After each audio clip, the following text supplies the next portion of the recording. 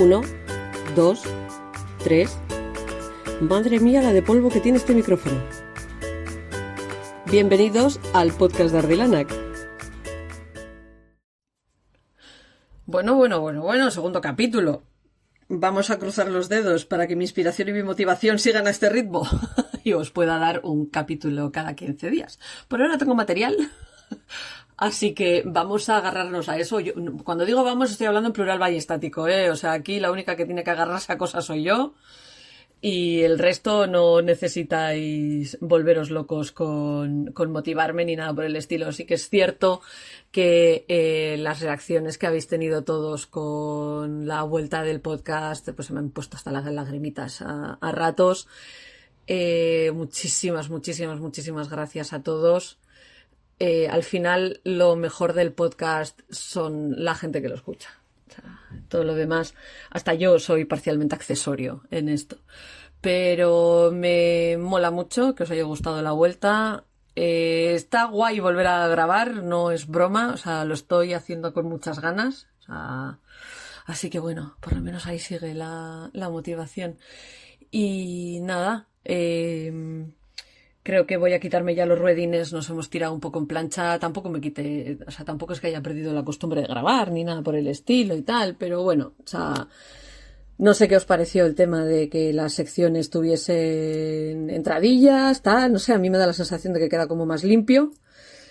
Sí que es verdad que en alguno de los temas teníais la sensación de que me repetía. Realmente creo que, o sea, yo no lo he conseguido ver, pero puede ser porque hablo 2 veces de cada cosa.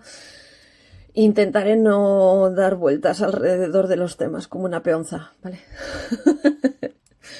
Prometer, ya sabéis que no puedo prometer mucho, pero intentar por lo menos lo voy a intentar. Dicho eso, en este capítulo vamos a hablar de diferentes cosas. Tendréis las mismas secciones que tuvo el primer capítulo. Me estoy planteando si hacer una sección de opinión, así, separada. Opinión.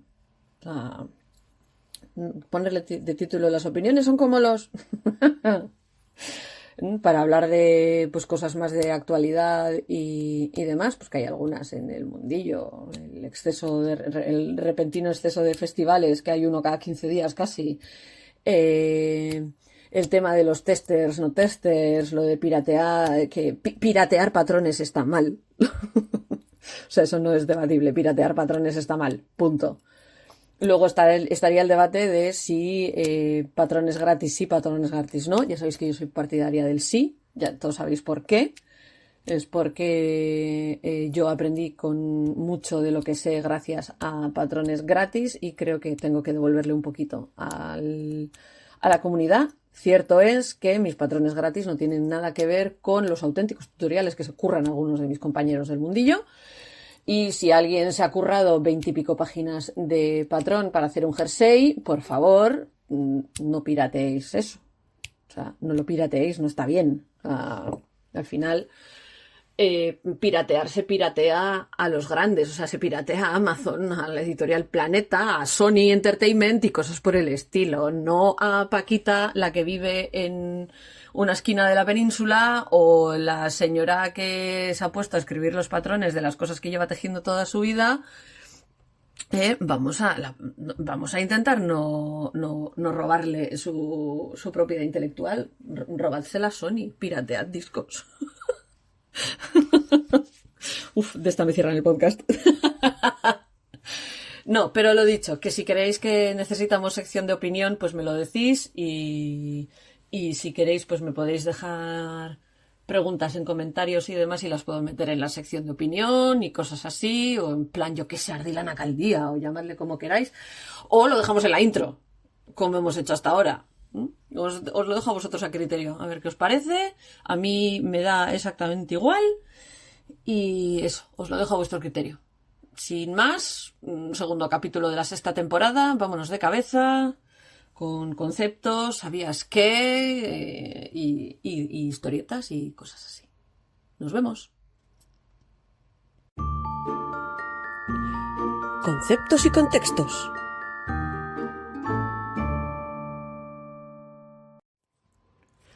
Cuando te pones a tejer, las primeras veces tejes a lo loco. Pillas el hilo que más gracia te hace. A veces no coges las agujas correctas para ese hilo, ni siquiera para tu tensión, ni siquiera para tus manos. Pero poco a poco, según vamos aprendiendo a hacer más cosas, vamos entendiendo cosas, vamos encontrándonos con conceptos como el calibre de los hilos. No siempre, no todo el mundo. Hay gente que este tema no les importa nada, pero la mayoría de las tejedoras hoy en día, sobre todo si nos movemos un poquito por internet, en algún momento nos vamos a dar de bruces con el concepto del calibre del hilo. Cada vez más marcas trabajan marcando el calibre del hilo. Cada vez más gente entendemos que el número de aguja es algo teórico. No algo que está escrito en piedra como en los 10 mandamientos y que de ahí no se puede salir. Y que la aguja del 4 puede servir para tejer muchos calibres diferentes de lana dependiendo del resultado que quieras conseguir. Entonces, en esta sección, esta semana, aunque en Conoce tu ovillo hago una introducción bastante más elaborada al tema de qué son los calibres del hilo, etcétera, etcétera, tirad para 4 años más atrás y os encontraréis Conoce tu ovillo. He pensado que nos vendría bien en este apartado de conceptos aclarar un poquito, pues eso, qué es una lana lace, qué es un fingering, qué es un bulky, etcétera, etcétera. Como ya sabéis, una de las cosas que me trae por los diablos y por el camino de la amargura, como hilandera, es esta especie de intento de estandarización de la Craft Yarn Council of America, que dijeron, señores, esto es el estándar. No, eso es lo que os habéis sacado vosotros del Arco del Triunfo y habéis decidido que es el estándar. Que habéis cogido, habéis puesto 6 calibres, del 0 al 6, les habéis puesto un número a cada uno, habéis decidido meter el lace en uno, super fine en otro, fine, light, medium, bulky, super bulky, y habéis dejado huérfanos conceptos y términos que se llevan utilizando durante años, que es con los que está acostumbrada la gente, y que muchas veces son muchísimo más adecuados a la hora de describir lo que hace realmente ese hilo, en lugar de coger y meter todo en medium. A mí cuando me meten el Aran, el worsted y demás en medium, yo me subo por las paredes, como hilandera. Ya sabéis que como hilandera soy extremadamente parcial al sistema de braps per inch. Tengo algún vídeo explicando qué es el concepto de envolturas por pulgada, cómo hacerlo bien, etcétera, etcétera. No nos vamos a meter en el braps per inch esta vez. Y como ya os he dicho, si alguien os está vendiendo el estándar del Craft Yarn Council of America, que sepáis que es un estándar yankee, que aquí no tenemos por qué utilizarlo y que si tú te manejas mejor utilizando los braps per inch o los calibres con los que estás acostumbrada, tira para adelante. Como ya os he dicho, lo de utilizar los números de aguja puede ser engañoso. Más que nada porque no solo dependemos de nuestra propia tensión, algunas somos muy flojas, otras apretamos hasta estrangular el hilo. Entonces, lo que yo tejo con un 4 y lo que una persona que aprieta mucho más teje con un 4, muchas veces ni siquiera es el mismo calibre. O sea, yo conozco gente que teje un fingering con un 4 y le queda igual que si yo tejo un fingering con el 2,5. No, esto es muy exagerado, pero ya me habéis entendido. Yo un fingering lo puedo tejer con un 3 y hay gente que como teja el fingering con un 3 le queda como un bacalao. Entonces, lo dicho, el número de aguja no nos sirve mucho. Luego, si alguna vez habéis hecho búsquedas en Ravelry habéis afinado la búsqueda y no habéis mirado solo calcetines. Ravelry, dame calcetines. No, o sea, te has cogido y has dicho, pues tengo 5 madejas de lana fingering, tantos metros, quiero hacerme a ver, sugiéreme cosas que pueda hacer Ravelry. Bien, pues os habréis encontrado alguna vez que la pestaña, cuando abrís la pestaña de weight, que es como se escribe, como se nombra calibre en inglés, que es peso, realmente la traducción directa es peso, lo que pasa que al manejar gramos y demás, a mí traducirlo como peso me suele tal y prefiero utilizar la palabra calibre. Veréis que la relación de calibres que nos da Ravelry es muchísimo más extensa que la del Yarn Council of America, que ya os he dicho que son 6. O sea, en Ravelry, ahora mismo tengo Ravelry abierto delante en el ordenador, tiene 1, 2, 3, 4, 5, 6, 7, 8, 9, 10, 11, 12. 12 porque tienen una que es sin especificar calibre, cosa que es muy bestia. De hecho, que sepáis que hay decenas de miles de hilos que están sin calificar el calibre que tienen, o no entra exactamente en ninguno de los que hay, porque esa es otra, los intermedios. Pero para mí esta funciona mucho mejor, pero os habréis encontrado alguna vez, si lo habéis abierto, o si habéis cogido ahora que me estáis escuchando, estáis cerca de un ordenador y os habéis ido a ver Ravelry, que os vais a encontrar, por ejemplo, que después del lace pone lace barra 2 ply, light fingering barra 3 ply, fingering barra 4 ply. Dice, miren que tienen que ver los plegados con el calibre. Bueno, pues esto viene de que antiguamente, cuando en la revolución industrial el hilo base, el single base, era siempre del mismo grosor, la única forma que tenías de conseguir otros grosores de hilo, otros calibres de hilo, era plegando juntos estos singles. Un cobweb sería cuando tenemos un single. Un lace necesita 2 singles de cobweb para generar un lace. Un light fingering son 3, un fingering serían 4, un sport serían 5, DK 8, worsted 10, Aran 10. La diferencia entre worsted y Aran está en las braps per inch realmente, más que en las cantidades de los plies. Y el hecho de que en Inglaterra a veces al worsted le llaman Aran y worsted es un término americano o viceversa, nunca lo tengo claro. Y luego el bulky serían 12, el super bulky serían más de 12 y así hasta el infinito y más allá. ¿Qué es lo que pasa? Que como hilandera sabemos que podemos hacer un fingering con 2 plies o con 3, etcétera, etcétera. Esto al final es una especie de remanente antiguo. Es verdad que muchas tiendas en Inglaterra todavía utilizan el sistema de plies para calificar los calibres, y si alguna vez os encontráis yendo a comprar lana a Jamieson & Smith, por ejemplo, antes por lo menos, si buscabas lana fingering, ahora creo que pone fingering, pero antes era la 4 ply. O sea, porque es que es la nomenclatura que seguían utilizando. Y si alguna vez os encontráis un documento relativamente antiguo de tejido y te dice que utilices una lana de 4 ply, no te está pidiendo un worsted, te está pidiendo un fingering y cosas así, aunque a ti te parezca que eso tiene que ser un worsted por el tamaño de la pieza y demás. Claro, lo dicho, esto es un poco anticuado, pero como todavía hay marcas y patrones, sobre todo ingleses, que a esta gente lo de cambiar sus sistemas les cuesta muchísimo, pues que sepáis que por eso en Ravelry os encontráis las cosas así. Luego ya por hacer un repaso general a los distintos calibres con los que os vais a encontrar. Cobweb rara vez os vais a encontrar para tejer, a menos que tengáis una hilandera cerca a la que le guste mucho hacer chales de Orenburgo y cosas por el estilo. Cobweb rara vez os lo vais a encontrar delante. Estamos hablando de un calibre con más de 20 braps per inch, extremadamente fino.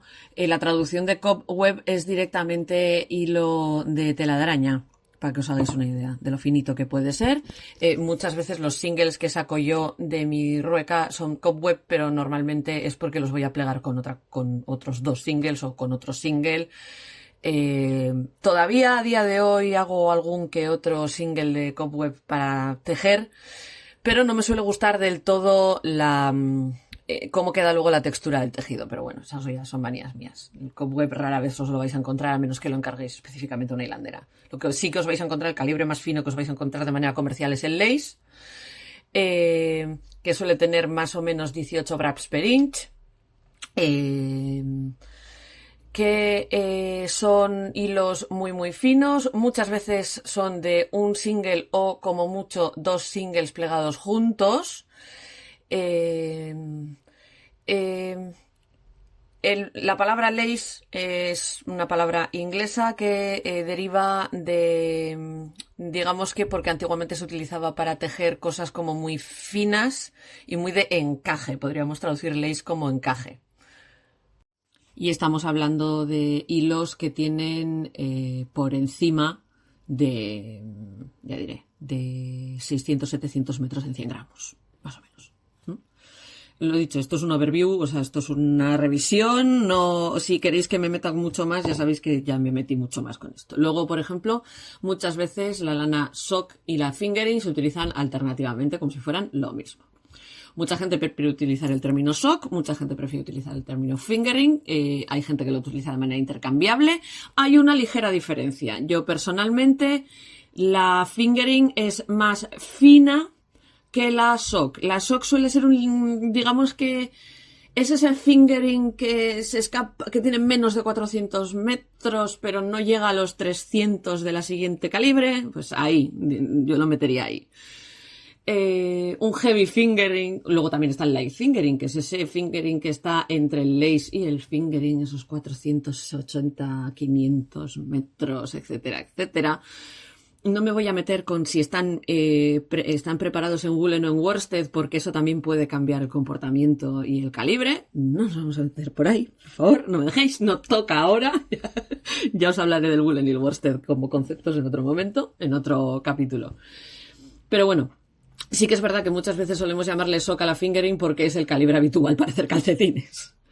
Y a pesar de lo que su propio nombre indica por la primera parte de la palabra, fingering no tiene nada que ver con finger en inglés, sino que deriva del francés fangren. Toma, ya estoy practicando francés en Duolingo. Que significa de grano fino.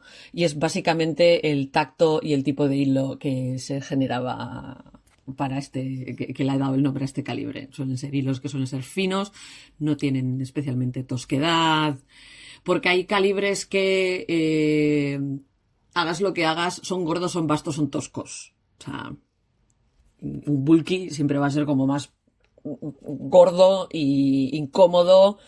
Y a ver, cuando me refiero a incómodo es porque a mí, por ejemplo, la lana por encima del aran a veces se me hace incómoda para tejer porque es demasiado grande. Me obliga a utilizar calibres de aguja grandes, que no me gustan, etcétera, etcétera. Entonces, esto sí que es una opinión personal. Y sí, efectivamente, el fingering es probablemente mi calibre favorito para todo. Para hilar, para tejer, para teñir, más que nada por el rendimiento que da. Luego hay otro calibre que mucha gente se lo salta, que es el Sport, que puede llevar a confusión, porque yo cuando empecé a tejer el Sport era algo que se utilizaba, o sea, que te encontrabas patrones con Sport, etcétera, etcétera. De un tiempo a esta parte es como si el calibre hubiese desaparecido del mapa, sustituido por el DK, lo han asociado con el DK y ha desaparecido del mapa. Básicamente se le llamaba Sport a este calibre, o todavía os podéis encontrar el Sport por ahí. De hecho, en Ravelry os vais a encontrar Sport como calibre. Es porque era el hilo que se utilizaba para hacer sportwear, para hacer ropa asociada a hacer algún tipo de deporte. Ya fuera calcetines, los sportes de toda la vida. Calcetines, jerseys, etcétera, etcétera. Lo que sí os vais a encontrar más a menudo es el DK. Muchas veces la gente dice, pero DK, ¿qué carajo significa? DK es simplemente double knitting en inglés, o double knit. Depende de qué fuentes, te lo ponen como double knitting o como double knit. Y es simplemente la referencia que son dos hilos finos plegados juntos para hacer un hilo más gordo. Así. O sea, complicación ninguna. Originalidad tampoco. Fingering por lo menos te da para hacer chistes en inglés, pero esta no. Hay un par de explicaciones, por lo menos yo he podido encontrar un par de explicaciones de por qué empezó a llamarse a este hilo DK, y una tiene que ver con que este calibre se conseguía juntando dos hilos de fingering, que es exactamente el doble de dos hilos de fingering, y otra que dice que era el uso de este tipo de hilo durante la Segunda Guerra Mundial, porque digamos que era un hilo que estaba entre el fingering y el worsted, o sea, usaba menos hilo que el worsted, pero un poco más que el fingering, entonces se conseguía hacer ropa que era un poquito más de abrigo. No sé si me explico. Eso es otra de las explicaciones que he pillado. Yo personalmente a mí me convence más la primera, la de que simplemente que cogían dos fingerings juntos y a correr y ya está. El calibre worsted, bueno, la palabra worsted es un totum revolutum con un montón de acepciones diferentes. Como hilandera puede ser de tirarte de los pelos, porque es una forma de preparación de la fibra, una forma de hilar y un calibre. Entonces, eso, dentro del worsted caben muchísimas cosas. Hay gente que a veces os lo podéis encontrar como referido como aran, Aran ya sabéis que son unas islas irlandesas que tienen sus propios jerseys, etcétera, etcétera. Se supone que este es el calibre que se utiliza para hacer esos jerseys. Lo podéis encontrar también como Afghan, que también es una de estas que yo alguna vez me he encontrado algún patrón que dice, no, necesitas hilo de calibre Afghan. Y digo yo, ¿cuál era ese? El de hacer mantas, vale, pero ¿cuál era ese? Entonces, worsted. Personalmente, el Afghan me suele dar la sensación de que se acerca más al Aran, porque yo diferencio el Aran y el worsted, ¿vale? Pero hay gente que no, y la mayoría de los patrones no, y la gente intercambia el worsted y el Aran alegremente, y para mí personalmente el Aran es como es un poco más gordito que el worsted, te la puede liar parda. Así que yo lo que os recomiendo es que si en un patrón os encontráis un worsted, vayáis a mirar, a ser posible, si os han especificado los wraps per inch o qué hilo han utilizado, ir a mirar en la base de datos de Ravelry, en la base de datos del Ravelry, confiar que no haya habido un moderador que haya decidido cambiar el calibre, que hace unos años hubo algún moderador que le dio por cambiar el calibre de algunos hilos a lo que ella pensaba que era el calibre correcto y la lió parda. En general está corregido, pero id con cuidado, sobre todo si es un tipo de hilo que no habéis oído nunca hablar de él. Y mirad a ver si no os podéis referenciar con los metros por 100 gramos. Un worsted siempre va a andar alrededor del 200, 220, 240 y un Aran va a andar por encima de los 200, o sea, 180, 160, etcétera, etcétera. Así que eso, tened cuidado. Porque obviamente no es lo mismo hacerte un jersey con un hilo que tenga 240 metros en 100 gramos que con uno que tenga 180. Ahí hay 60 metros de diferencia. Eso se tiene que notar en algún sitio, ¿vale? Y luego ya calibres como el bulky, el super bulky, etcétera, etcétera. Estamos hablando de calibres que son más gordos. Normalmente dan para piezas de satisfacción inmediata. Por eso muchos patrones para principiantes os los podéis encontrar en esos calibres y yo creo que es como una especie de rito de paso como tejedora, tejer algo en lana bulky.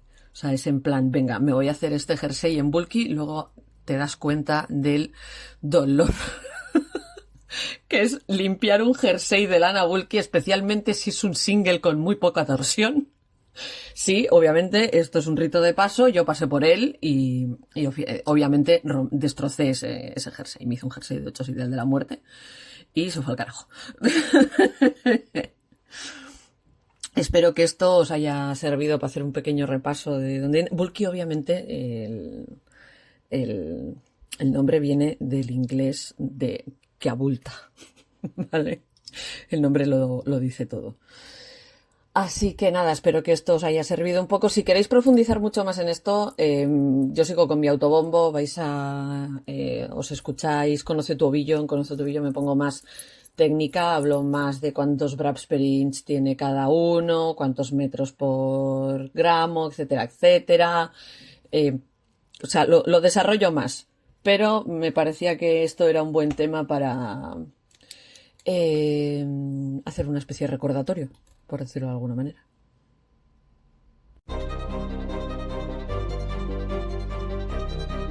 ¿Sabías que...?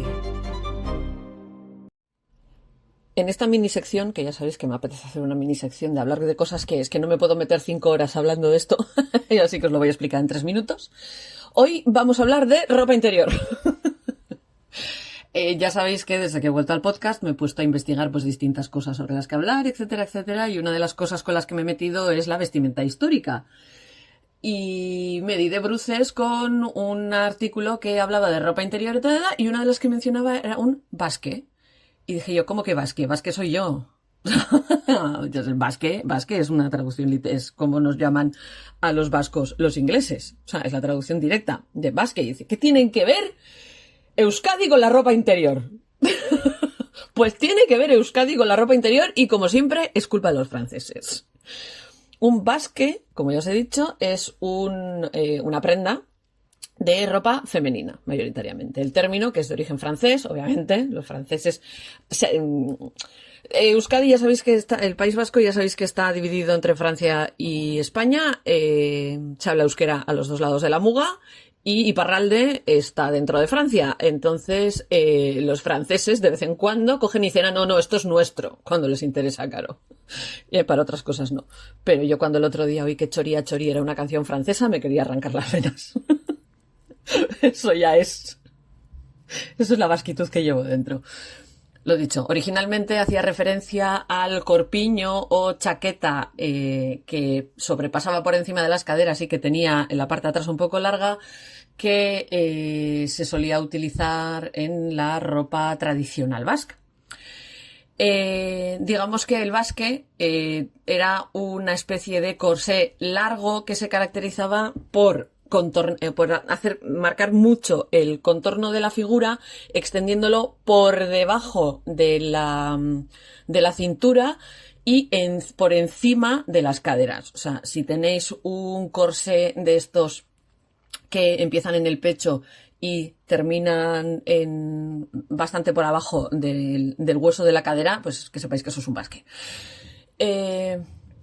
Lo dicho, los franceses originalmente copiaron esto del tipo de chaqueta larga que se utilizaba con el traje tradicional femenino vasco, y a día de hoy ha ido evolucionando hasta convertirse en un objeto de lencería que digamos que es como un sujetador que tiene unas varillas que siguen hacia abajo y en vez de parar a la altura de las costillas, si es un brasier largo, o a la altura de la cadera, de la cintura, siguen hasta por la parte de encima de las caderas. No se enlaza detrás, ¿vale? O sea, no sería...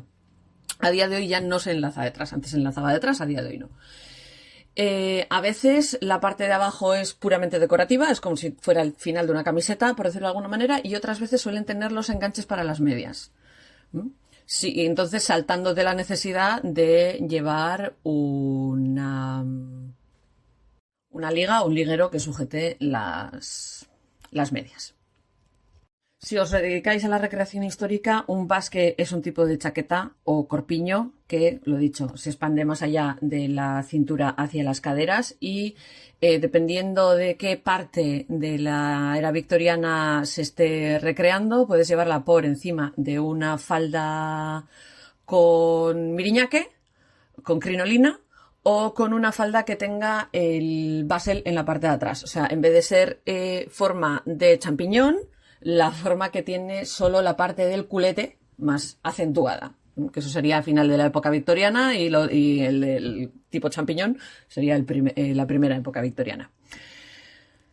Así que nos encontramos con un tipo de ropa interior que tiene la parte del sujetador y en la parte de lo que son las costillas y la cintura se aprieta más y define esa parte de la cintura y las caderas. A día de hoy os lo podéis encontrar con el nombre de torsolet, a veces, que es como si fuera un bustier largo.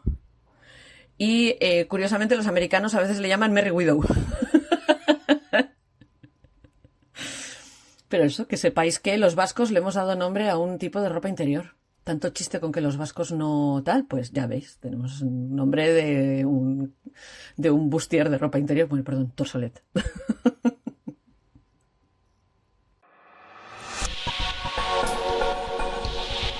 Ingeniería no, pero casi. Cuando digo que hay colores que mienten más que hablan, lo hago desde la perspectiva de los tintes naturales.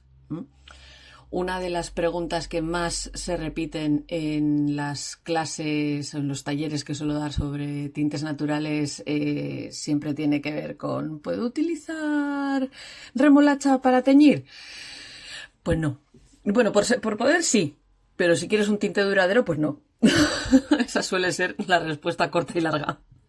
La respuesta especialmente larga implica hablar de pigmentos, las moléculas, los nombres de estos pigmentos, etcétera, etcétera. Muchas veces me suelo meterme en la parte más de la química orgánica de los tintes naturales, porque al fin y al cabo yo soy antropóloga, no soy química orgánica, y aunque tengo varios químicos en la familia, porque a falta de uno tengo 3, y no se me daba mal la química cuando me tocó estudiarla. No es mi tema habitual de estudio, entonces, aunque yo lo entienda, a veces me cuesta un poco transmitirlo. Pero hoy os voy a hablar concretamente de el más mentiroso de los pigmentos y que es el que muchas veces trae por la calle de la amargura a mucha gente cuando empieza con los tintes naturales y dice, jo, es que yo he visto estas flores, eran absolutamente maravillosas, tienen ese color púrpura tan absolutamente perfecto y las he utilizado para teñir y no me ha dado ese color. O se me ha ocurrido echarles un poquito de vinagre y, ostras, ha cambiado el color por completo.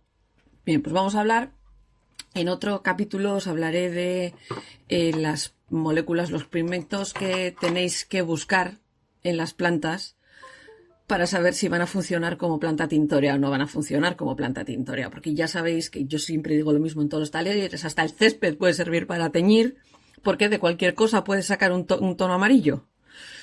El problema suelen ser los grandes colores, los colores duraderos, los colores estables y los colores que son relativamente fáciles de sacar, que no van a desaparecer con el tiempo, con el roce, el sol no se los va a llevar por delante, o que por su claridad, su color vibrante y su tono brillante han llegado a construir imperios económicos.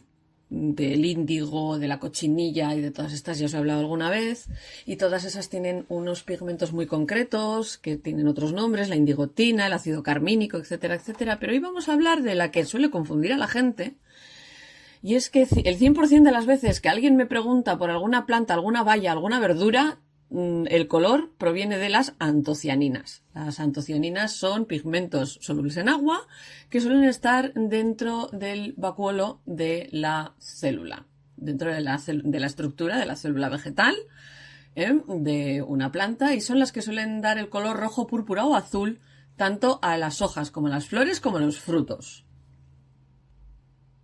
La primera persona en ponerles nombre, porque esto ha existido siempre, pero la primera persona en ponerles nombre fue en 1835 el farmacéutico alemán Ludwig Clamor Marquardt, que llamó a este compuesto químico por el color que da a las flores azules. Directamente, anthos significa flor y kianos significa azul en griego. Kianos es de quien deriva el color cian, que os puede llamar más rápido a la idea. Lo dicho, muchas plantas comestibles tienen una gran presencia de antocianinas, como todo lo que son las bayas comestibles, desde las frambuesas, las moras, los arándanos, etcétera, etcétera, al arroz negro, todo lo que son las alubias oscuras, negras, etcétera, etcétera, también tienen antocianinas. Y prácticamente cualquier cosa de comer que sea de color rojo, azul, púrpura o negro va a tener la presencia de este compuesto químico. Pertenecen al grupo de los flavonoides. No nos vamos a meter más con química orgánica, pero que lo sepáis, que os quiera sonar por algún sitio. Y están aprobadas como colorante, tanto para comida como para bebidas en la Unión Europea. Pero no se admiten como suplementos alimenticios. O sea, no se me explico. Se pueden utilizar para teñir cosas de colores, pero no hay una evidencia conclusiva sobre si tienen algún tipo de efecto sobre la biología humana o sobre las enfermedades, entonces no se pueden comercializar como un suplemento medicinal, por decirlo de alguna manera. La gran función de la antocianina dentro de lo que son las flores es simplemente atraer a un grupo mayor de animales que puedan ayudarlos en la polinización. En las frutas, esa misma coloración puede servir para la dispersión de las semillas.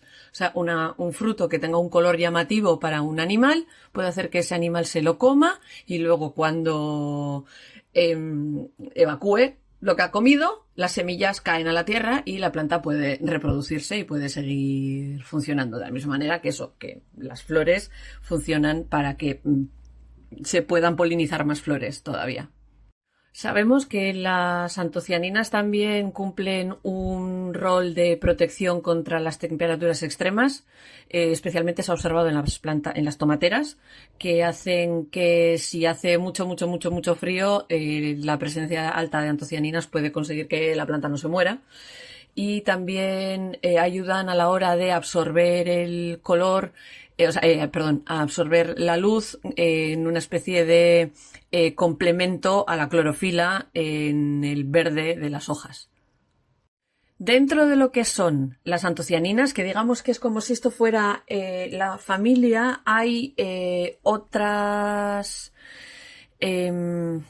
subdivisiones, por decirlo de alguna manera, que muchas veces dependen de simplemente a qué planta pertenecen. La delfinidina es de las delfinias, la malvidina de las malvas, la pelargonidina de los pelargonium, que son los geranios, la peonidina de las peonias y la petunidina de las petunias. ¿Peonias o peonías? Ahí me habéis pillado. Me he quedado ahí. Como curiosidad, que sepáis que si lo que tenéis delante es un cactus, no estáis viendo coloración vía antocianinas, sino vía betalainas, y que no se suelen dar las dos juntas en las plantas. Eso, si veis algo rojo en un cactus, no es una antocianina. En cuanto a las plantas, las que más presencia tienen de antocianinas suelen ser las del género Vaccinium, que son los arándanos y demás frutas que se le parecen, las cranberries y demás, y dentro de las especies de los rubus, que son las moras y todas estas. Rubus fruticosus es la mora común que nos comemos por ahí, y luego también es muy habitual encontrarla en las viñas, en las uvas oscuras, como os he dicho, en la col roja, los pétalos de las violetas, las berenjenas. Se me había atascado la palabra berenjena en castellano. Tenía metida la palabra francesa o fascín y no me salía en castellano. Esto me pasa por darle al Duolingo antes de ponerme a grabar. No puede ser. Lo dicho, también las manzanas rojas tienen antocianinas. Y se encuentran con menos cantidad pues en los espárragos, en las bananas y demás. Gracias a lo que es el cultivo selectivo, pues nos podemos encontrar con patatas que de normal apenas tienen antocianinas, que son azules o moradas oscuras o rojas oscuras, etcétera, etcétera, y todas esas se han producido para que tengan más antocianinas. Pasa lo mismo con la coliflor. Si algún día veis una coliflor de colorines, porque las hay, yo estoy visto en San Andrés, he visto las coliflores moradas y demás, pues que sepáis que es precisamente por eso, o sea, y hay variedades de tomate que se han utilizado programas de modificación y demás para conseguir tomates prácticamente negros de lo azules que son. Porque parece ser que el contenido alto de antocianinas lo que hace es doblar el tiempo que aguantan en el frigorífico y que los hace inmunes a la botrytis cinerea, que es un tipo de moho que les suele salir a este tipo de plantas. Otra de las grandes frustraciones de la gente que empieza a teñir y no las puede utilizar es enterarse de que esas hojas rojas tan absolutamente maravillosas de algunas plantas, que también son culpa, en otoño, que también son culpa de las antocianinas, no se pueden utilizar para teñir. No sirven. No van a traspasar al agua. Y si lo poco que puedan traspasar al agua no van a fijarse bien en la fibra, y si se fijan ligeramente luego no van a durar en la fibra. Y sí, teniendo en cuenta que uno de mis árboles favoritos es el liquidámbar y otro es el arce japonés, pues os podéis imaginar lo que me gusta a mí, una hoja roja. Y como os he dicho al principio, las antocianinas están aprobadas como uso de colorante alimentario tanto en la Unión Europea como en Australia como en Nueva Zelanda, y utilizan el código E163. Así que ahora os toca mirar los yogures de fresa y todas estas cosas. Y aunque en Estados Unidos no están aprobados como tal, este colorante no está aprobado como tal, sí que se suelen utilizar otras fuentes de estos colores que tienen antocianinas en su base, o sea, zumos de uva y algunas frutas y vegetales que se utilizan para teñir tienen altas cantidades de antocianinas, lo que pasa que no se utilizan sintetizadas, extraídas. Y bueno, en algunos casos se ha utilizado esta alta cantidad de presencia de antocianinas como algo que favorece todo lo que es el antiox, etcétera, etcétera, pero eso es algo que solo se ha podido ver in vitro, no se ha podido comprobar in vivo. O sea, lo han visto en un laboratorio, pero no lo han podido comprobar sobre humanos, por decirlo de alguna manera. Entonces, si os encontráis a alguien que dice que porque su bebida de no sé qué, no sé cuántos tiene antocianinas, que es antioxidante, anticáncer, antiedad y demás, echad el freno, ¿vale? Porque no, las cantidades altas de antocianinas no se ha demostrado científicamente que funcionen para esto. Pero una cosa muy divertida que se puede hacer con las antocianinas y que me gusta a mí hacer mucho, especialmente con niños, en primavera utilizando violetas y si no tengo violetas a mano utilizando col morada, es hacer ejercicios de ver cómo el pH altera el color de las antocianinas, porque es muy sensible al pH y se puede utilizar de hecho como indicador de pH. Si utilizáis... A ver, arranca, miren.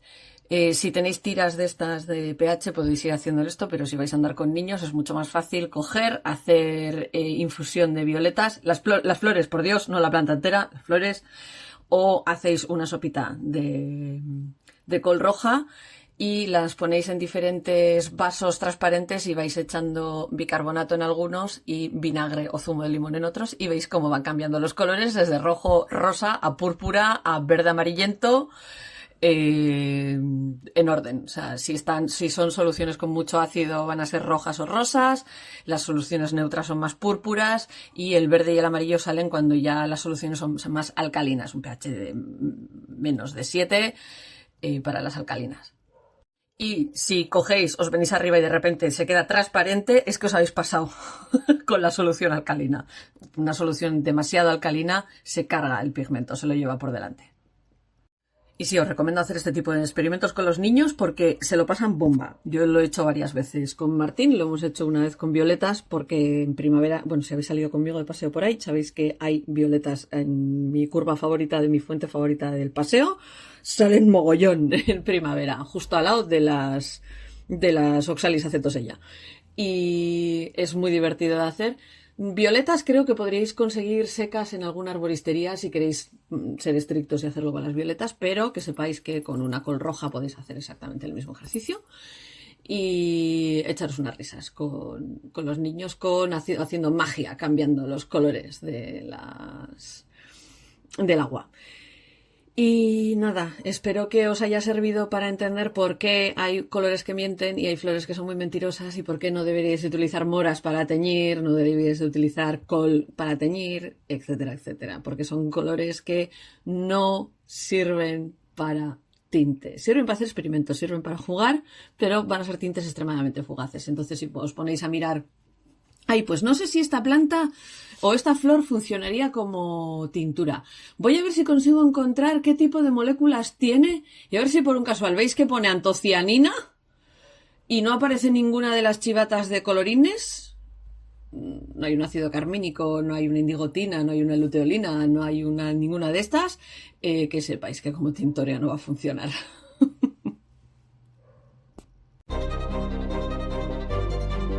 Los trapos de la historia.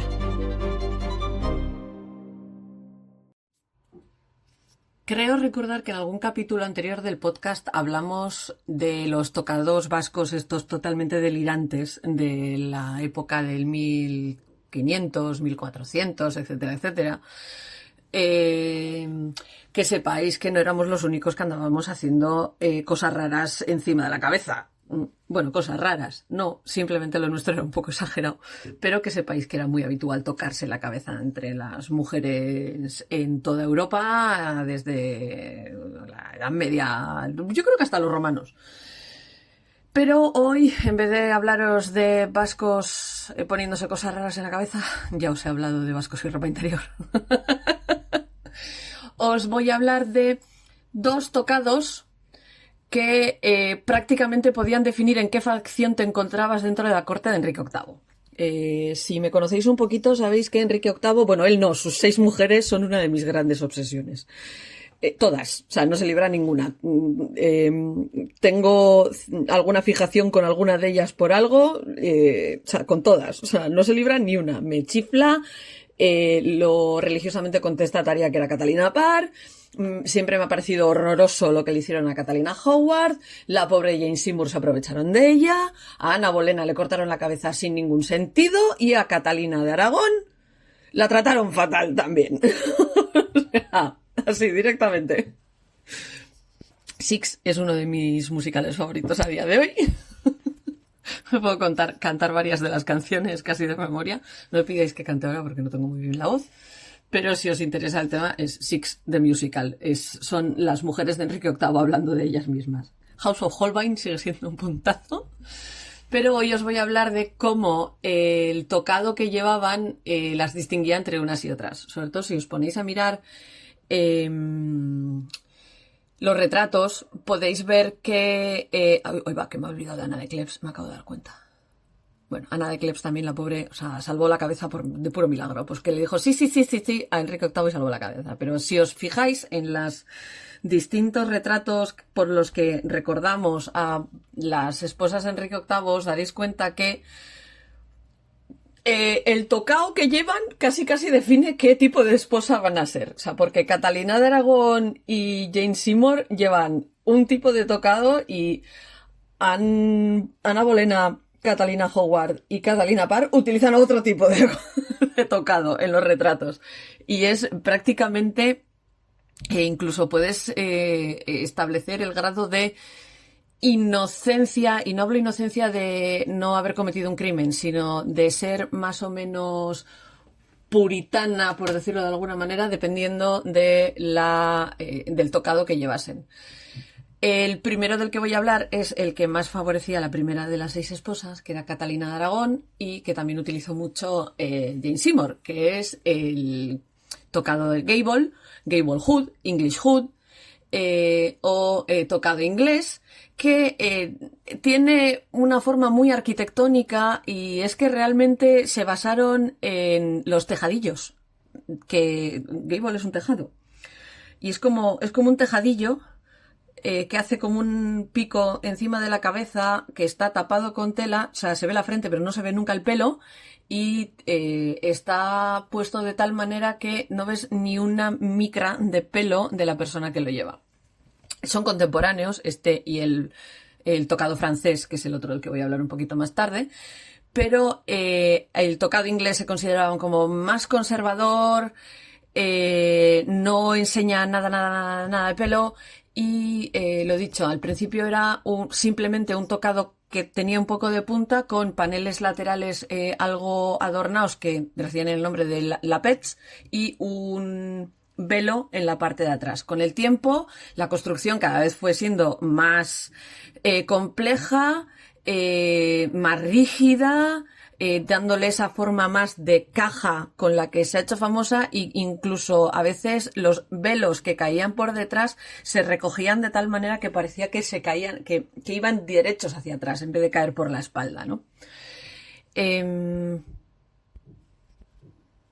Generalmente tenía 4 partes, que era la pasta, que es como la parte rígida, las lapetas o lapets o solapas, que lo que hacen es envolver esa parte rígida y tapar la parte de las orejas, el velo y joyas decorativas. En el caso de las joyas decorativas, esto era más de la nobleza, y se solían utilizar especialmente por el borde de la parte rígida. Si tenéis delante el retrato de Holbein de la reina Juana Seymour, que es el que tengo yo delante, o el de Catalina de Aragón, podréis ver las joyas puestas por la parte rígida de delante, por el pico y cayendo a cada lateral de la cara. Podréis ver las solapas de bordado y el velo negro detrás. En el de Catalina de Aragón el velo está suelto hacia atrás. En el de Jane Seymour es muy famoso precisamente porque está recogido y apuntado hacia atrás, ¿no? Haciendo como una pirámide hacia atrás. Normalmente la pasta tenía color blanco, solía estar almidonada para que fuese duro, y solía tener unas cuerdas que permitían atarlas en la parte trasera de la cabeza para ajustarlas a lo que es la cabeza de quien lo fuera a llevar. Luego las solapas solían estar puestas o dejando que cayesen por el lateral o se recogían hacia atrás con alfileres. Y lo dicho, después se solía agregar el velo. Las joyas se solían enganchar, como ya os he dicho, o coser sobre la pasta esta almidonada, sobre la parte dura del tocado. Y a veces se utilizaban no ya solo como decoración, sino como para darle más rigidez todavía a la estructura. Muchas veces esto se colocaba sobre una especie de gorro interior de seda que era bajo lo que se recogía todo el pelo. Entonces realmente dentro del velo no solía haber pelo. Solía ser como mucho más recogido todo. Por contraste, tenemos el tocado francés. El tocado francés es el nombre inglés que le dieron los ingleses a este tipo de tocado femenino que se origina en Francia. Contrastaba con el gable hood porque es más redondo, no es tan angular ni tan estructurado y se solía tener el velo enganchado hacia atrás, pero dejando a la vista la parte delantera del pelo. O sea, lo que sería la parte entre la frente, unos 4 dedos por detrás de la frente del pelo, se solía poder ver.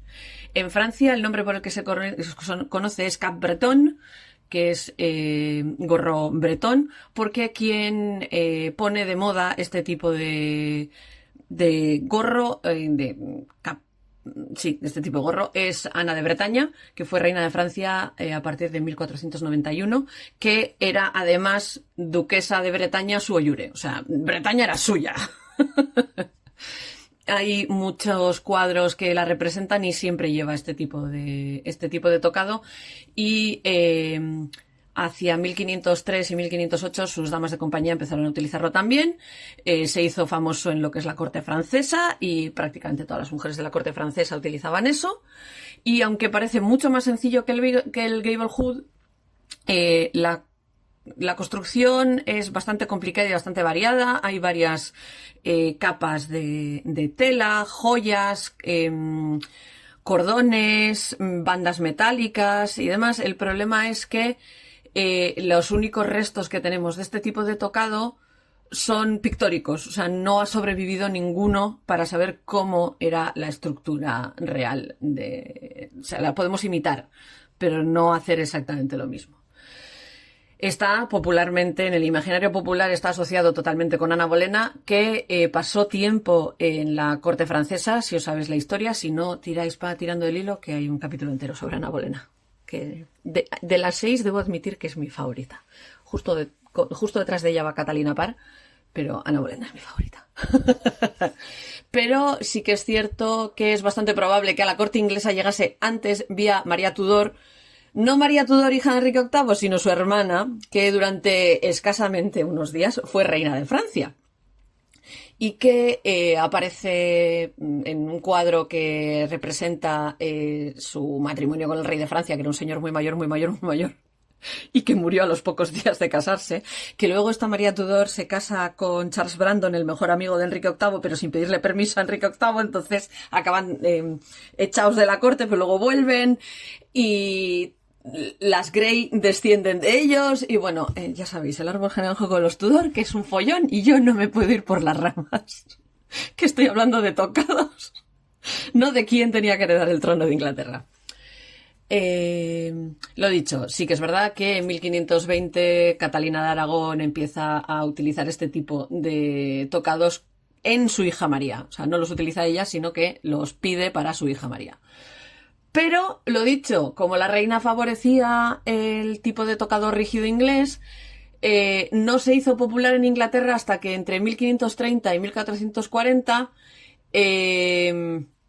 Ana Bolena maneja a Enrique VIII como puede y acaba convirtiéndose en reina y se hace famoso este tipo de tocado porque era el que ella favorecía. A ella no le gustaba el tocado inglés, ella favorecía este y lo dicho, se asoció con ella. O sea, la popularidad era enorme mientras ella fue reina, pero Jane Seymour que fue dama de compañía de Ana Bolena, prohibió a sus doncellas utilizarlo después de ascender a reina y después de la ejecución de Ana Bolena. O sea, prohibió su uso a sus doncellas, no podía prohibir el uso en la corte, pero sí que se lo prohibió a sus doncellas. También creo recordar que las hacía vestir completamente de blanco. Bueno, también es cierto que cada una de las reinas hacía que sus damas de compañía, no doncellas, las damas de compañía vistieran con un color en concreto. Creo recordar que el de Ana Bolena era granate. No me hagáis mucho caso, porque estoy tirando de memoria. El caso es que Jane Seymour lo prohíbe y ella retoma el Gablehood, como os he contado antes, pero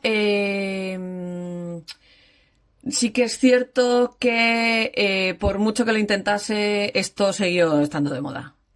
Ana de Cleves, cuando llega a Inglaterra después de la muerte de Jane Seymour por, no se sabe si fiebre puerperal o porque se indigestó. Antiguamente se decía que fue por fiebre puerperal, pero a día de hoy parece ser que por investigaciones y demás lo que tuvo fue una indigestión y que estaba bastante débil y que fue la indigestión lo que la mató. Pero bueno, murió con el crío apenas teniendo días y Enrique VIII se casa con Ana de Cleves. Ana de Cleves viene, es un fiasco como un piano porque Enrique mete la pata hasta el fondo la primera noche que la conoce. El matrimonio es un desastre, pero Ana cuando llega con moda alemana, porque era alemana, pero adopta, en vez del tocado inglés, adopta el tocado francés mientras vive en Inglaterra. La evolución del French Hood es que al principio estaba como más cerca de la frente y cada vez va más hacia atrás y coge una forma más redondeada. María I, hija de Catalina y Enrique, prefería los tocados franceses, porque ya te digo, su madre empezó a ponérselos cuando era una niña apenas. Que sepáis que el French Hood también fue parte de las leyes suntuarias que pasó Enrique VIII. De leyes suntuarias hablamos un poquito la semana pasada, pero en 1540 Enrique VIII restringió el uso del French Hood o que fuera de terciopelo y que tuviera algún tipo de habilimant. Luego os explico lo que es un habilimant, ¿vale? O borde de oro, perlas o piedras a las mujeres de los hombres que tuvieran al menos un caballo. Si tu marido no tenía caballos, no podías llevar esto en la cabeza. En muchos testamentos, registros económicos de las casas, etcétera, etcétera, aparecen mencionados los bilimentos, que son la parte decorativa, que os he dicho que antes en el English Hood lo solían llevar por el borde, pues esto también era como una especie de diadema que se ponía encima de todo esto. Los bilimentos, habilimant, o sea, tiene diferentes nombres. Podían ser de oro, con diamantes, rubíes, perlas, etcétera, etcétera. Catherine Brandon, que es la hija la sobrina de Enrique VIII, aparece que tenía varios de estos. María I de Inglaterra solía preferirlos los de oro. La propia Isabel I también solía preferir los de oro. Pero con el tiempo la reina Isabel empezó a utilizar los de satén blanco. Hay registros de montones de mujeres nobles o mujeres de mercaderes con importancia y demás que, pues eso, que tenían el bilimento de plata. Algunos que tenían perlas, otros sin perlas, o sea, todo esto aparece. Y aunque no conservamos ninguna de estas piezas como tal, o sea, si os ponéis a mirar cuadros de la época que lleven este tipo de tocado, es la banda enjollada que se ve en el tocado. El clásico, el súper famoso, el ultra mega famoso de Ana Bolena es de perlas. O sea, si veis el cuadro, el de Ana Bolena con la B en el cuello, el bilimento es esa parte de perlas.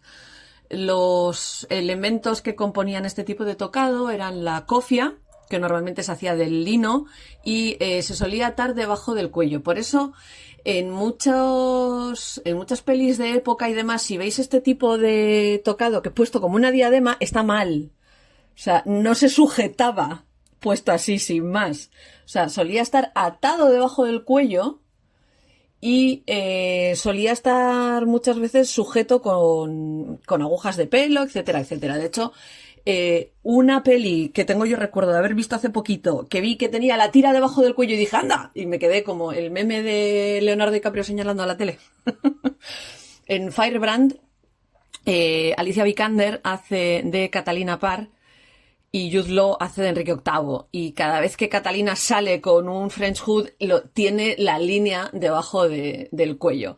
Claro, ¿cuál es el problema? Que este tipo de enganche pues hacía como una especie de doble barbilla y tal, y no es muy favorecedor. Entonces mucha gente a día de hoy no los pone. Pero que sepáis que si estuvieseis haciendo recreación histórica bien, tendríais que ponerle la cuerdita debajo.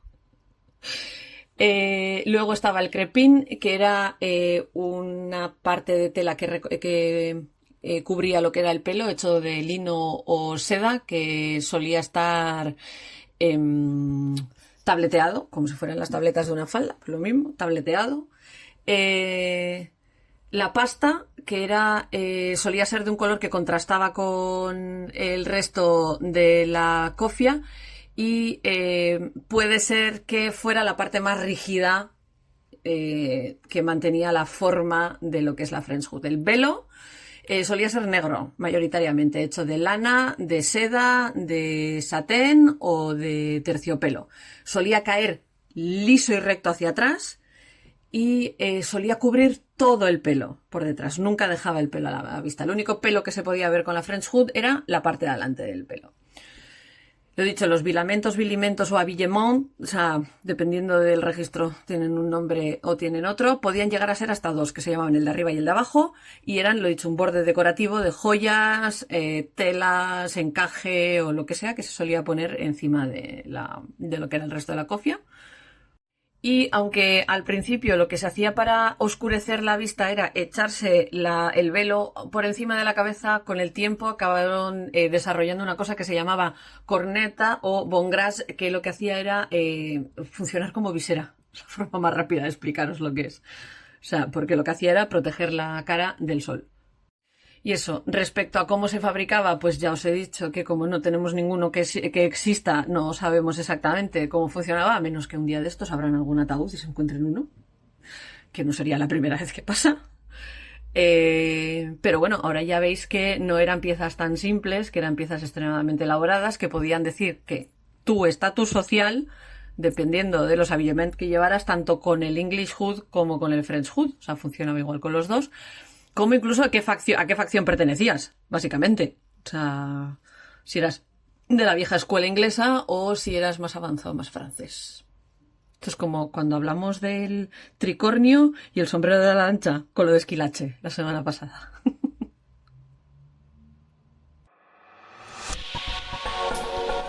Una chica material. Si os habéis venido alguna vez de paseo conmigo por el monte, o sea, si habéis visto alguno de los directos que hago paseando por el monte, que hice uno en plan chiste, os hizo gracia y creo que ya vamos 3.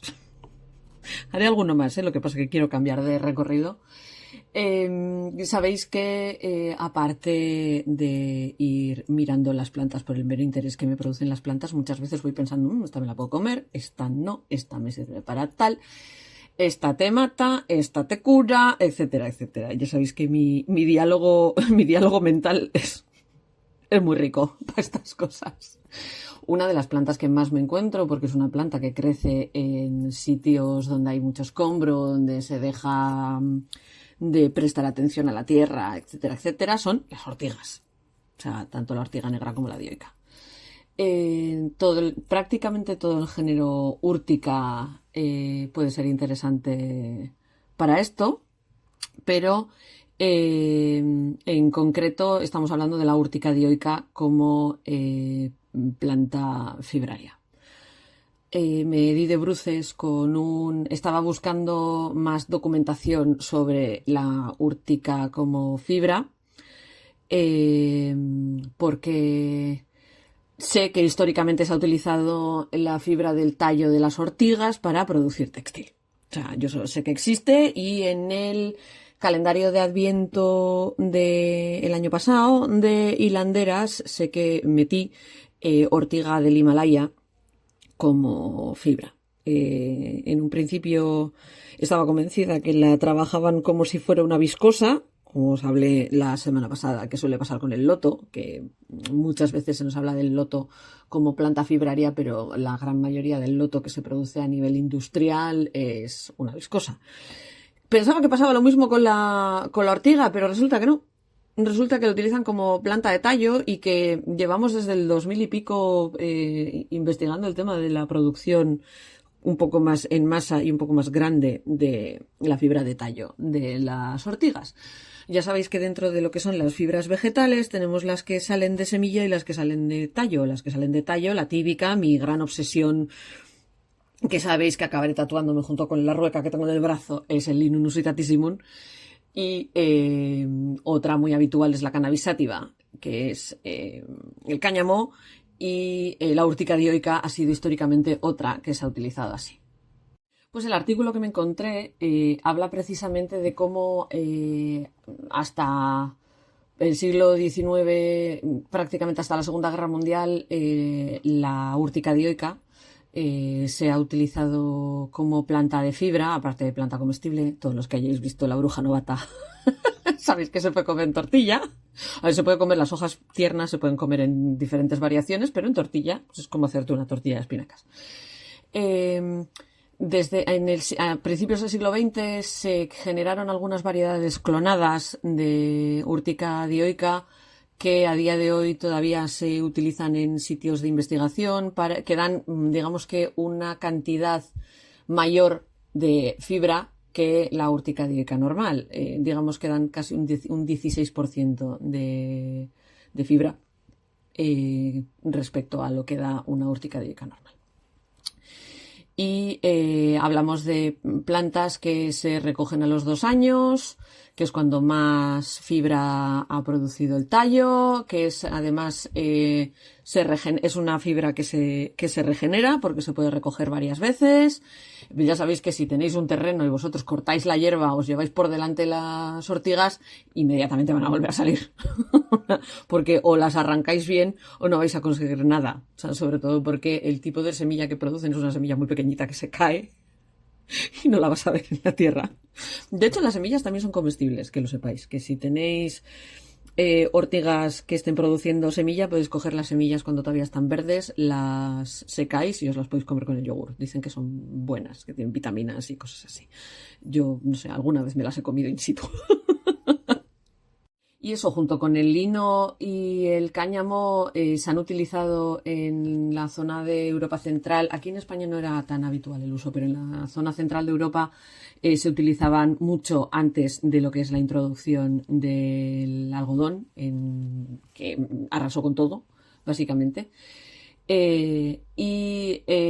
Está documentado el uso arqueológicamente en la Edad de Bronce, pero documentado por escrito alrededor del año 900 después de la Era Común, y también en el siglo XII. O sea, hay registros tanto en el siglo IX y tanto como en el siglo XII de gente cultivando ortigas específicamente para generar fibra textil.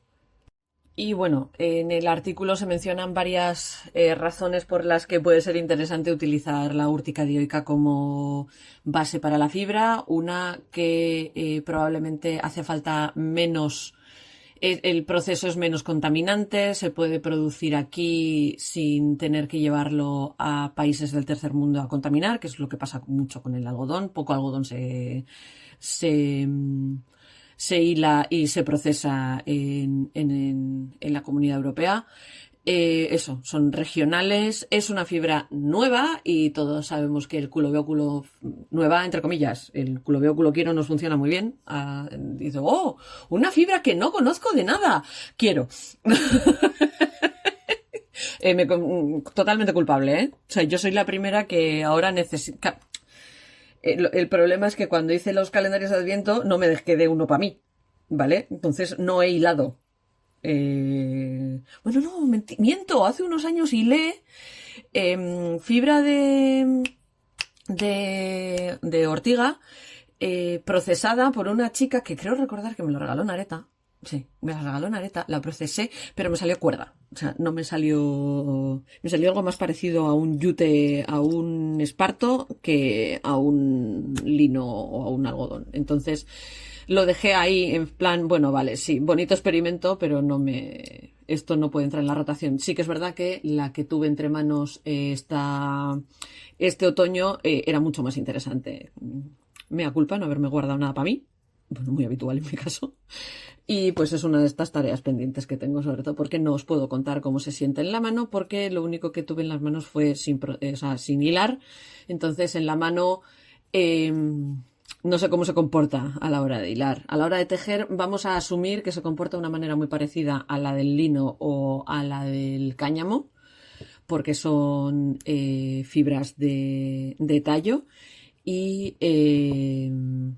Y bueno, en el artículo, aparte de hacer una exposición de cómo cultivarlo, cómo recogerlo, cuándo recogerlo, cuánto sale de tal, no sé qué, no sé cuántos, qué tipos utilizar, tal, no sé, no me voy a meter ahí. Si os interesa mucho, me pedís el título del artículo y os lo paso. Está en el American Journal of Alternative Agriculture. Yo es que a veces me meto en unos sitios que a mí la documentación y el documentalismo me llevan a sitios muy raros. Pero bueno, eso, que sepáis que pues igual la parte que os puede interesar un poquito más son los métodos para procesarla, no ya cultivarla y todo esto. Uno sería el método tradicional de someterla a periodos de alta humedad y de secado, muy parecido al proceso que se utiliza con el cáñamo y con el lino, que lo que hace es descomponer parcialmente el tallo y de ahí se pueden extraer las fibras, pues eso, con el método tradicional para extraer una fibra de tallo, básicamente. O sea, yo tengo ahora mismo el problema de que no puedo hacer esto cerca porque es que no tengo un sitio donde poner a pudrir los tallos. Ortigas, todas del mundo. De hecho, ayer que me fui a andar, hay algunas ortigas que ya tienen semillas. Entonces, ya iba. O sea, las ortigas entraron en mi cabeza ayer. En principio, el tema de material de este capítulo era otro, pero ortigas. Hay otros métodos de procesamiento que se proponen en este artículo, que son procesos mecánicos, que el problema es que destruyen la fibra y la dejan inútil para lo que sería el trabajo textil. La dejan más preparada para generar papel y ese tipo de procesos que para extraer la fibra. Hay otros que son físico-químicos, procesos físico-químicos, que lo que hacen es el método que se utiliza con el algodón. Y otro es un método que se llama de explosión de vapor. Es que esto es muy interesante, ¿vale? Que lo que hacen es decorticar la fibra, o sea, le quitan todo lo que es la corteza a la fibra y conservan el largo de la fibra. O sea, no es como el proceso mecánico que rompe las fibras, entonces no se puede utilizar. Y luego en métodos de procesamiento utilizando enzimas microbiológicas. Lo bueno que tiene este proceso es que el agua que genera es biodegradable, no contamina, y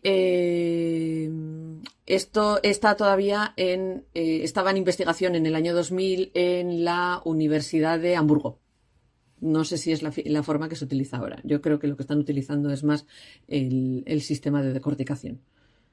En el momento en el que se escribió este artículo, se estaba trabajando en generar y presentar textiles con ortigas y, por ejemplo, a las que tejemos había una marca finlandesa que estaba trabajando en generar hilos con un 80% ortiga, 20% seda y un 60% ortiga, 40% viscosa.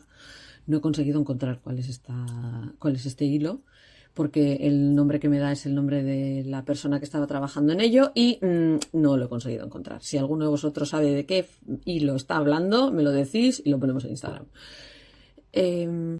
Como ya os he dicho, esto como las ovejas, que se las puede esquilar 2 veces al año, pues las Las plantas de ortiga se pueden cortar hasta 3 veces al año y utilizarlas para generar diferentes usos.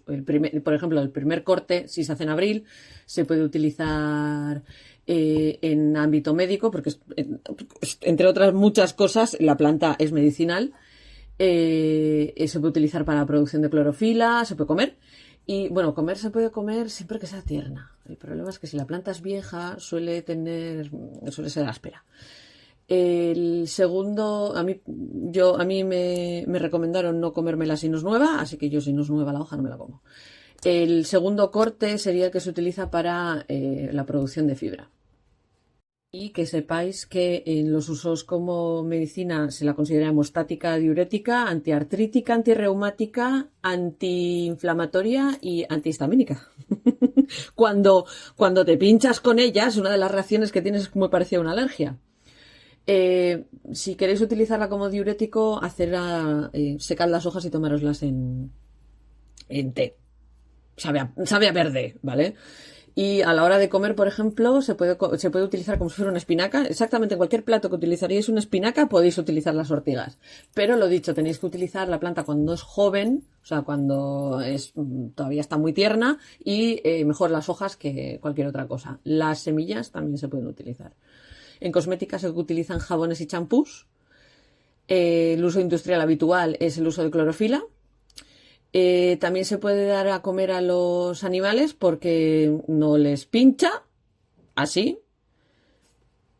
Y se puede utilizar en agricultura para controlar a otros, a las pestes, a las plagas. Se puede utilizar como control de plagas y además porque puede ayudar a que crezcan otras plantas alrededor. Así que bueno, aunque no os puedo contar mucho del tema de cómo se comporta como hilo, etcétera, etcétera, vamos a asumir por ahora que se comporta igual que el lino. hasta nueva orden. Prometo ensayar con ella como fibra textil, pero espero que os haya resultado interesante esta investigación alrededor de la utilización de la ortiga como fibra. Sé positivamente que a día de hoy se puede encontrar ortiga en madejas, o sea, que hay madejas con ortiga, lo sé, o sea, porque las he visto. El problema es que no consigo cortarme dónde. Así que si habéis visto alguna y me estáis oyendo, me dejáis un comentario y decís, esta marca, este hilo es el que tiene ortiga. Así vamos, cogemos, lo compramos y lo probamos.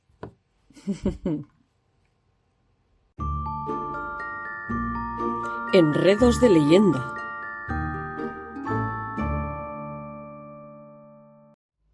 Cuando grabé el primer capítulo del podcast hace más de 6 años,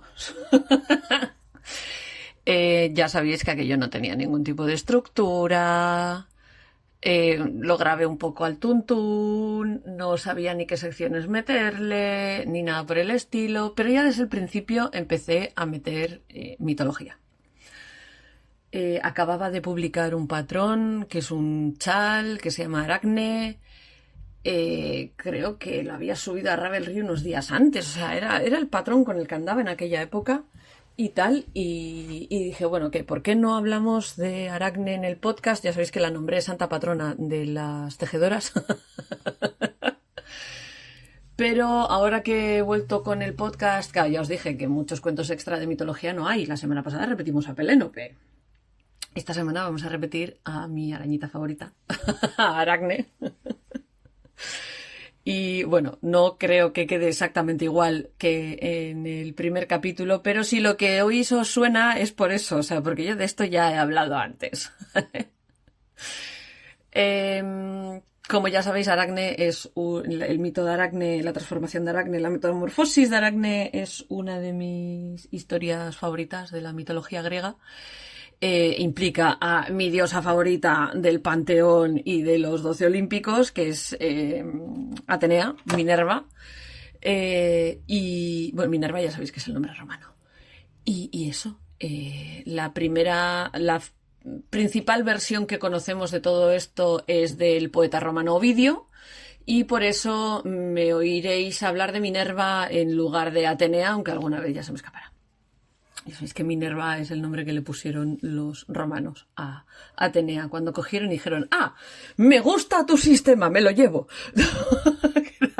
que no es por nada, pero era el proceder romano con muchísimas cosas. Aracne, que en antiguo griego ya sabéis que es aracné y significa araña, viene de la misma fuente que la palabra araña en latín, araneus, que es como se dice en latín, preindoeuropeo todo. Es la protagonista de uno de los cuentos que explica Ovidio en el libro sexto de las Metamorfosis, de su poema épico de las Metamorfosis. Y como Ovidio cuenta como la mortal Aracne, que tenía muchísimo talento, pero muy poca cabeza, le echa un pulso a Atenea en un concurso de tejido con telar. Volvemos al telar. Y que Atenea se agarra a un cabreo del copón porque Aracne pues cogió y decidió meterle el dedo en el ojo con los daddy issues. Y digamos que pues, le pega una paliza y Aracne se da cuenta de, ostras, igual no tenía que haberle tocado las narices a los dioses, y en vez de esperar al castigo se quita en medio. Es una historia muy trágica. No es la primera vez que Minerva Atenea mete la pata hasta las trancas cuando hay otra mujer de por medio. No vamos a hablar de Medusa, pero hablaremos de Medusa en algún momento. Pero con Aracne pues se da cuenta que la ha liado parda y por eso la rescata a pesar de haberse colgado, convirtiéndola en una araña. El mito y la historia tiene que ver con la típica moraleja que les gustaba a los griegos contar en este tipo de historias de dioses castigando mortales, de tener cuidado con la ubris. Es que siempre es lo mismo. La ubris, que es el orgullo excesivo, ¿vale? También es lo que mata a Ícaro. Hay muchos ejemplos de ubris en la mitología griega. Según cuenta el mito Ovidio, Aracne era una doncella lidia que está en la zona de Anatolia, ¿vale? Lidia con D, no Libia con B. Eso es otro país. Bueno, era una doncella lidia que era hija de Idmón de Colofón, que era un famoso tintorero de púrpura de Tiro. Y se le acreditaba a ella haber inventado la tela del lino y las redes con las que su hijo Clóster podía... y que el hijo de Idmón, Clóster, el hermano de Aracne, fue el que inventó el uso y el trabajo de la lana. O sea, ella inventa el lino, él inventa el hilo. Ella inventa el hilo de lino, él inventa el trabajo de la lana. Y, lo dicho, era nativa de Ipepa, cerca de Colofón, en Asia Menor.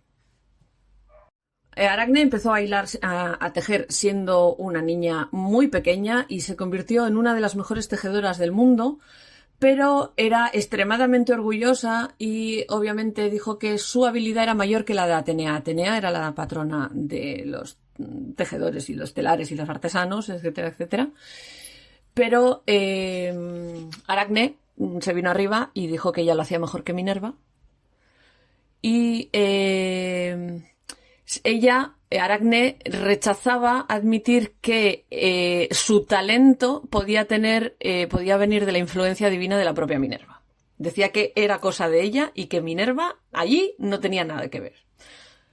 Ya sabéis que este tipo de temas a los dioses olímpicos no les gustaban nada, entonces Atenea se agarra un rebote del copón y organizan un concurso entre las dos.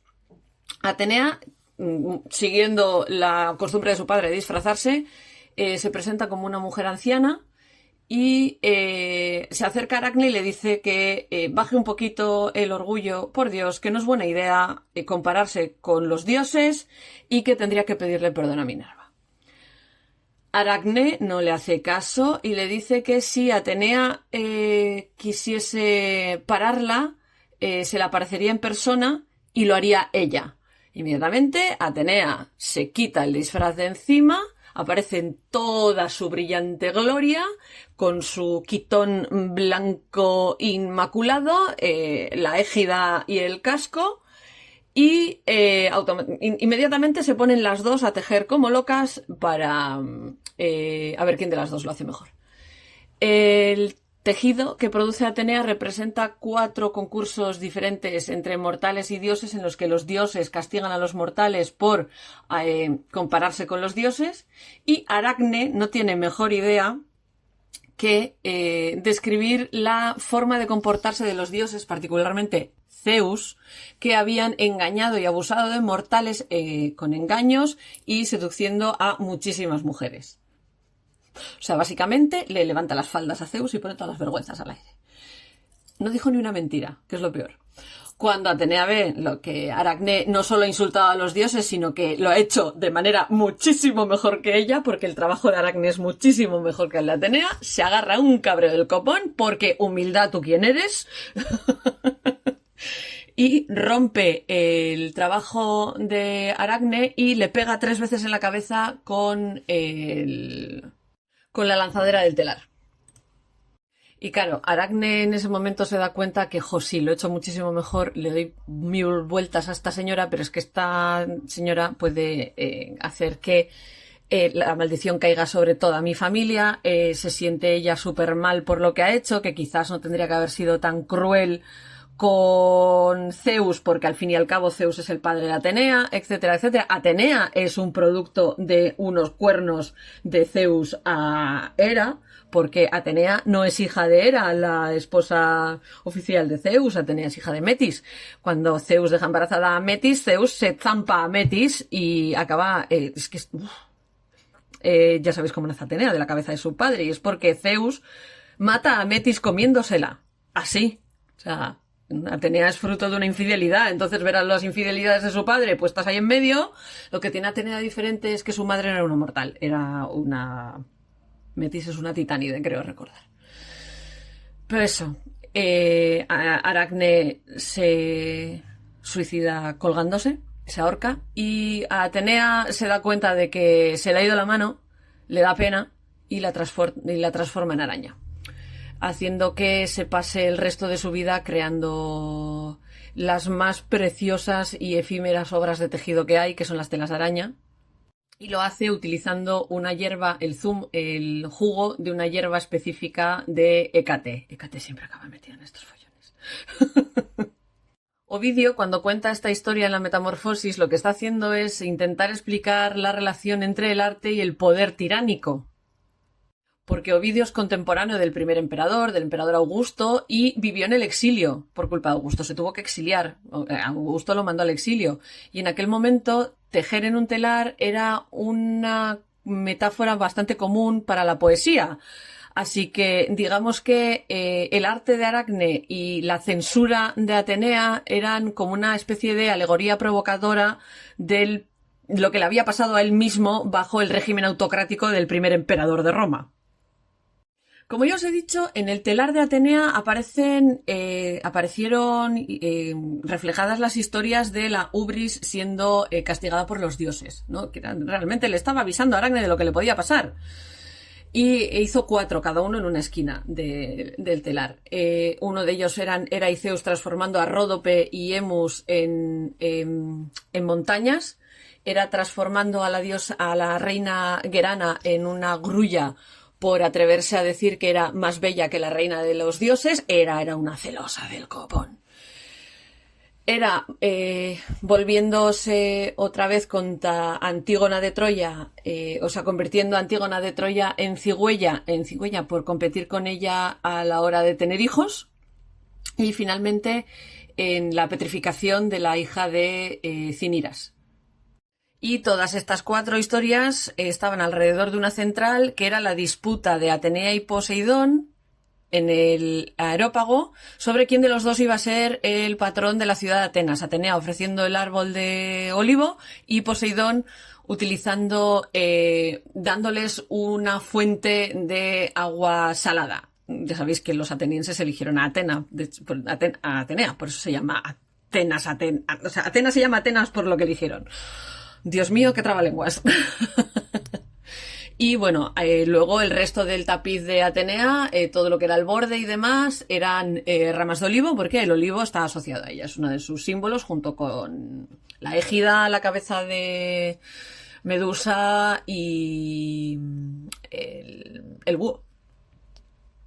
Pero claro, el Aracne tenía varias historias de dioses masculinos tomando el pelo y engañando a mujeres, asumiendo otras formas en vez de la suya propia. Os recuerdo que Atenea se había presentado allí con una forma que no era la suya propia. Describió a Zeus transformándose en toro para seducir a Europa, en águila con Asteria, en cisne con Leda, en sátiro con Antíope, convirtiéndose en su marido anfitrión por Alcmena. Con Alcmena tuvo a Hércules después de esto. Es que además es que con todos tiene hijos. Con Europa creo que tiene a Igo, con Asteria no me acuerdo quién es, con Leda tiene a Pollux y Helena, con Almena tiene a Hércules, con la lluvia dorada de Danae tiene a Perseo. Es que esto es horrible. Este hombre iba sobrepopulando todo. Se convirtió en llama por Aegina, en pastor con Nemósine, en serpiente con Perséfone. Perséfone era hija suya. Poseidón transformándose en toro con Canane, en Hipeus y Fimedeia, a falta de una 3. En carnero con Teófane, en caballo con Deméter, en pájaro con Medusa, y a Medusa os recuerdo quién la transforma, y en delfín con Melanto. Apolo transformándose en pastor con Isa, transformándose en águila, en león y en 3 ocasiones más oscuras que no son muy famosas, o sea, a día de hoy no las conoceríamos. A Dioniso dándole uvas venenosas a Erígone, y a Crono convirtiéndose en caballo para atacar a Filira. O sea, habéis visto la lista, ¿no? Y todo lo que era el borde del tapiz eran flores entrelazadas con hiedra. En cuanto a fuentes anteriores a Ovidio, parece ser que hay una ara del siglo VI antes de la era común que representa la prueba entre Atenea y Aracne, pero no estamos seguros si es eso o es simplemente Atenea enseñando a tejer a la gente.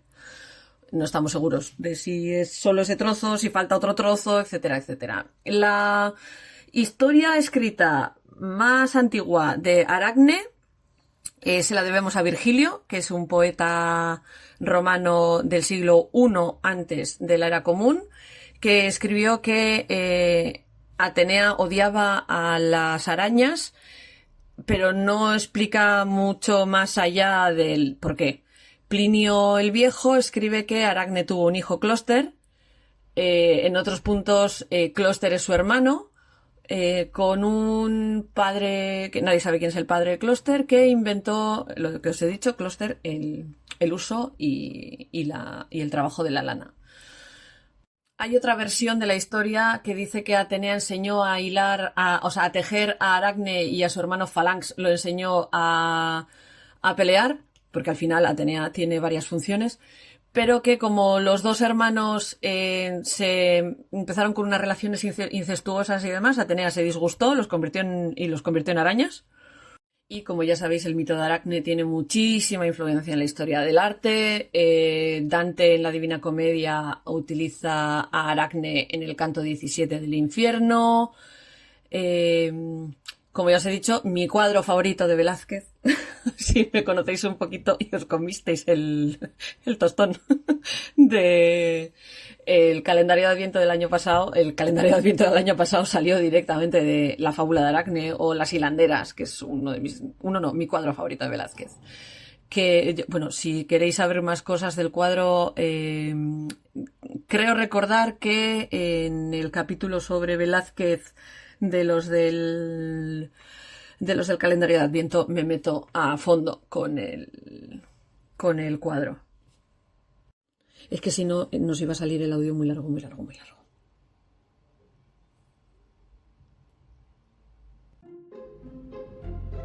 Esto ha sido todo por esta semana en el podcast de Ardilanac. El podcast está publicado bajo licencia de Creative Commons, así que si vas a utilizar cualquier parte del podcast, cítame. Todas las opiniones vertidas en el mismo son las mías propias y toda la música que has escuchado durante el podcast es sin derechos de autor. Este podcast fue grabado en Eibar el año 2025.